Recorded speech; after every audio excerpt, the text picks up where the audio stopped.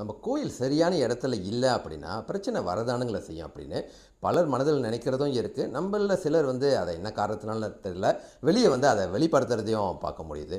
இன்னொரு பக்கம் இந்த கோயில்கள் எல்லாமே இந்த நிலம் வந்து இவங்களோட தான் அப்படின்னு இந்த வரைமுறைகளுக்கெல்லாம் முன்பிருந்தே வந்து இருக்கிற ஒரு விஷயம். இப்போ திடீர்னு வந்து அதை அந்த இடத்துல இருக்கக்கூடாது அப்படின்னு சொல்லிட்டு சில பேர்கள்லாம் சொல்லி இந்த மாதிரி பிரச்சனைலாம் உருவாக்குறது வலிக்குதா இல்லையா? இந்த மாதிரி ஒரு விஷயம் நியாயமாகவே இல்லையே அப்படின்னு நினைக்கிறவங்களும் நம்மள பலர் இருக்கோம்.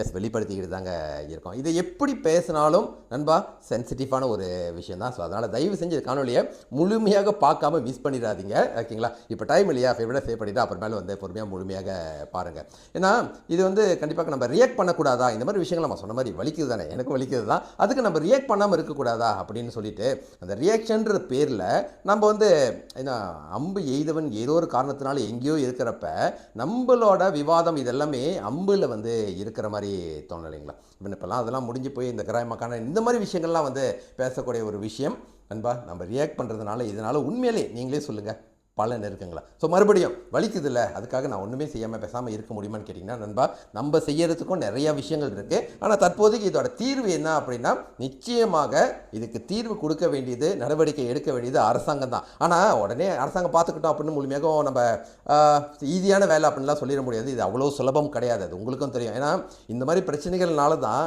2007 2008 பல மாற்றங்களை வந்து நம்மளால் பார்க்க பண்ணிச்சு. அது வந்து தற்போதைய அரசாங்கத்துக்கும் தெரியும். So not a easy thing, இது சுலபம் இல்லை.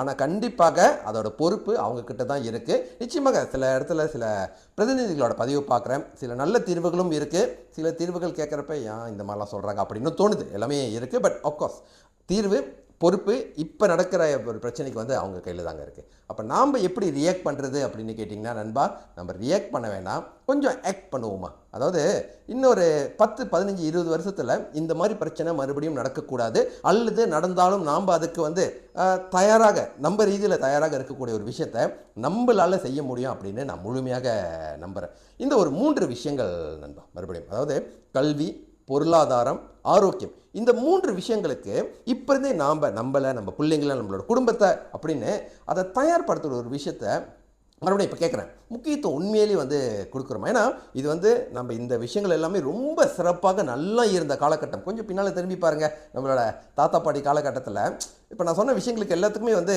நம்ம எங்கேயாவது ஒரு இடத்துல அடையாளமாக பல இடத்துல இருந்த ஒரு காலகட்டம்லாம் முடிஞ்சு இப்போ அப்படி இருக்குமா அப்படின்னு கேட்டிங்கன்னா கண்டிப்பாக இதை வந்து ஏற்றுக்கிட்டு தாங்க நண்பாகணும். அதுக்குன்னு எல்லாருமே அப்படின்னு இல்லை, ஆனால் அந்த மெஜாரிட்டி அந்த ஒரு விஷயத்துக்கு நோக்கி போயிட்டு இருக்கிறத நம்மளால் உணர தான் முடியுது, ஓகேங்களா? ஸோ இதுக்கு நிச்சயமாக எல்லா துறையிலும் சார்ந்த விஷயங்கள் வந்து எல்லாருமே செய்ய முடியாதுன்னு சொல்லுவாங்க. ஸோ இப்போ எனக்கு நம்பிக்கை இருக்கிற ஒரு விஷயம், அதாவது கல்வி மூலியமாக இந்த உருமாற்றத்தை நிச்சயமாக ஏற்படுத்த முடியும் அப்படின்னு அந்த ஒரு விஷயத்தை சின்னதாக வந்து கையில் எடுத்து எவ்வளோ கொண்டு போய் சேர்க்க முடியுமோ அந்த முயற்சிகள் வந்து நான் நினைக்கிறேன். அதுக்கு நான் மட்டும் இல்லை, அந்த மாதிரி நிறைய பேர் வந்து செஞ்சுட்டு இருக்காங்க. அந்த மாதிரி ஒவ்வொரு துறையிலையும் நண்பா, அது பொருளாதாரமாக இருக்கட்டும், அல்லது நீங்கள் இருக்கிற ஒரு ஃபீல், நீங்கள் இருக்கிற ஒரு விஷயங்கள், இது எல்லாத்தையுமே வந்து எந்த அளவுக்கு அது உங்களுக்கு பயன் கொடுத்துச்சோ, சமுதாயத்துக்கு நல்லது அப்படின்னா அதை நோக்கி கொண்டு போகிற ஒரு விஷயங்களை கண்டிப்பாக நம்ம செய்யணும். இது வந்து ரியாக்ஷன் கிடையாது, இது ப்ரிப்பரேஷன், இது ஒரு தயார் நிலை. இது மற்றவர்கள் கூட போட்டி போகிற ஒரு விஷயம் கிடையாது நண்பா. இது நமக்காக, நம்மளோட அடுத்த சமுதாயத்துக்காக, அடுத்த எதிர்காலத்துக்காக வந்து தயார்படுத்திக்கிற ஒரு விஷயமாக நிச்சயமாக இருக்கும். ஸோ இப்போ நான் சொன்னதை கொஞ்சம் ஆலோசித்து பாருங்கள். நம்ம வீட்டிலேருந்தே வந்து ஆரம்பிப்போம். ஈவன் விஷத்தை விதைக்காதீங்க, பிள்ளைங்கிட்ட வந்து இதெல்லாம் சொல்லி கிள்ளி வந்து வேறு மாதிரி எதாவது சொன்னேன், அம்பு எய்தவனோட காரணம் வேறு, அது உங்களுக்கும் தெரியும், ஓகேங்களா? ஆனால் வந்து நம்ம எய்தவனை விட்டுட்டு அம்பை வந்து குறை சொல்லி அந்த காட்டி நம்ம பிள்ளைங்கிட்ட வெறுப்புணர்வுலாம் வந்து, ஏன்னா அவங்களும் சமூக ஊடகத்தெல்லாம் பார்த்துக்கிட்டு தான் இருக்காங்க, ரியாக்ஷன் வந்து வேறு மாதிரி அவங்க வந்து புரிஞ்சுக்குவாங்க நண்பா. ஸோ இது யாருக்குமே வந்து எதிரியும் கிடையாது, போட்டியும் கிடையாது. ஏதோ ஒரு காரணத்துக்காக, என்ன காரணத்துக்காகன்னு எல்லாமே தெரியும், ஓகே, செய்கிறவங்களுக்கு தெரியும். பட் நம்மளோட தயார்நிலை நண்பா, எதிர்கால சமுதாயம் உருமாறணும் அப்படின்னா பல விஷயங்களுக்கு கண்டிப்பாக நம்ம முக்கியத்துவம் கொடுத்து கவனம் செலுத்தியே ஆகணும், ஓகேங்களா? ஸோ இப்போ இடையில தைப்பூசம் நடந்துச்சு பாருங்கள், ஒரு விஷயத்தை நம்ம கவனம் செலுத்தி அவ்வளோ பேரோட கவனம் அதில் வந்து இருக்கிற பட்சத்தில் உலகமே திரும்பி பார்க்குற ஒரு விஷயத்தை நம்மளால் செய்ய முடிஞ்சுதானுங்களே, ஓகே? ஸோ அந்த ஒரு ஃபோக்கஸ் நம்ம நினச்சா நிச்சயமாக வந்து முடியும். இது பொருளாதாரமாக இருக்கட்டும், கல்வியாக இருக்கட்டும், ஆரோக்கியமாக இருக்கட்டும். நான் இந்த 3 விஷயத்தை மறுபடியும் சொல்கிறேன் அப்படின்னா வந்து எஸ், நம்மளோட மனித வாழ்க்கைக்கு அஸ்திவாரமான ஒரு 3 விஷயம் நண்பா. இது இருந்துச்சுனாலே ஒரு சமுதாயம் இருக்காங்க, எது நடந்தாலும் பரவாயில்ல, நாங்கள் எங்களை பார்த்துக்கோ அப்படின்னு சொல்லிட்டு இருக்காங்க, பார்த்துக்கலாம். ஸோ அந்த ஒரு விஷயம் நம்மளால் முடியும், நாம் தான் மற்றவங்களுக்கு கற்றுக் கொடுத்தா அப்படின்னு ஒரு சின்ன ஒரு என் மனதில் தோணுன ஒரு விஷயமாக இதை வந்து பகிர்ந்துக்கிறேன். மறுபடியும் ஒரு அன்பு வேண்டுகோளாக வைக்கிறேன், ரியாக்ட் பண்ணாதீங்க. மற்றவர்களை வந்து தாக்கி பேசி இந்த ஒரு விஷயத்தை டிஃபைன் பண்ணாதீங்க.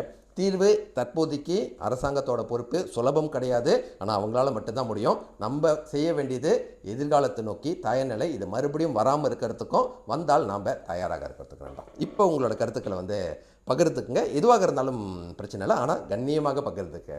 அதுதான் வந்து நம்மளோட பண்பு பாரம்பரியம். கெட்டாலும் மென்மக்களே சங்கு சுட்டாலும் வெண்மை தரும். வெற்றி வணக்கம். டாக்டர் புனிதன்.